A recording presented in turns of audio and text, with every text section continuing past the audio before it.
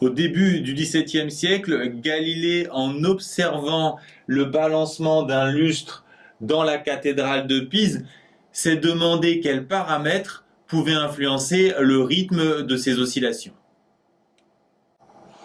Pas besoin de s'appeler Galilée pour deviner que la période des oscillations, c'est-à-dire la durée d'un aller-retour, dépend de la longueur du pendule, de sa masse et de l'angle maximum qu'il forme avec la verticale. Pour étudier l'influence de ces paramètres, on va prendre un pendule témoin avec par exemple une longueur de fil de 50 cm, une masse de 100 grammes et un angle initial de 10 degrés. On cherchera ensuite sa période. Pour étudier l'influence de ces différents paramètres, pour commencer, on va s'intéresser à l'influence de la longueur. Pour ça, on va prendre un pendule avec les mêmes caractéristiques, sauf la longueur qui est multipliée par 2. Ensuite, pour l'influence de la masse, de même, on va tout prendre à l'identique, sauf la masse qui est multipliée par 2. Et pour l'angle, de même, on va prendre les mêmes caractéristiques que le pendule témoin et on va juste multiplier par 2 l'angle.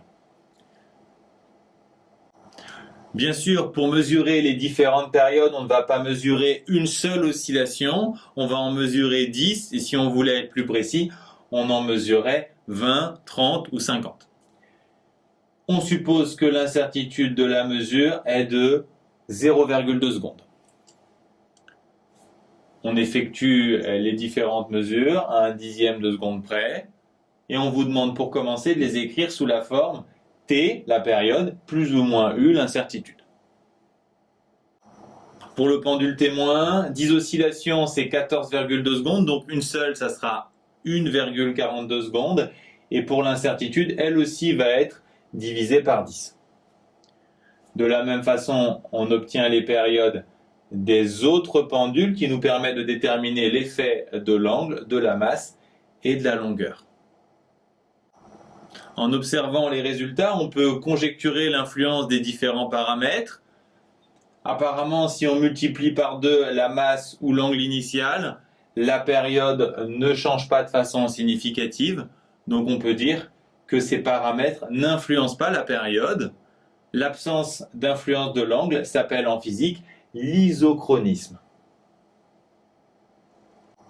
Pour la longueur, c'est plus subtil. On voit que si on multiplie par 2 la longueur, la période passe de 1,42 à 2. On peut s'intéresser au coefficient multiplicateur. Ici, on l'obtient en calculant T1 sur T0. On trouve 1,41. Et avec un peu de connaissances mathématiques, il se trouve que 1,41, c'est très proche de racine de 2. Donc en fait, si on multiplie par 2 la longueur, on multiplie par racine de 2 la période. Si on multipliait par 3 la longueur, on multiplierait par racine de 3 la période. Et ainsi de suite.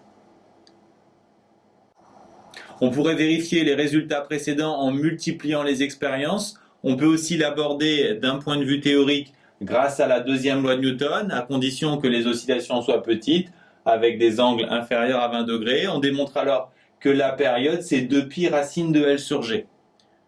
On a donc confirmation que la période ne dépend pas ni de l'angle ni de la masse. Par contre, on constate qu'elle varie en racine de L.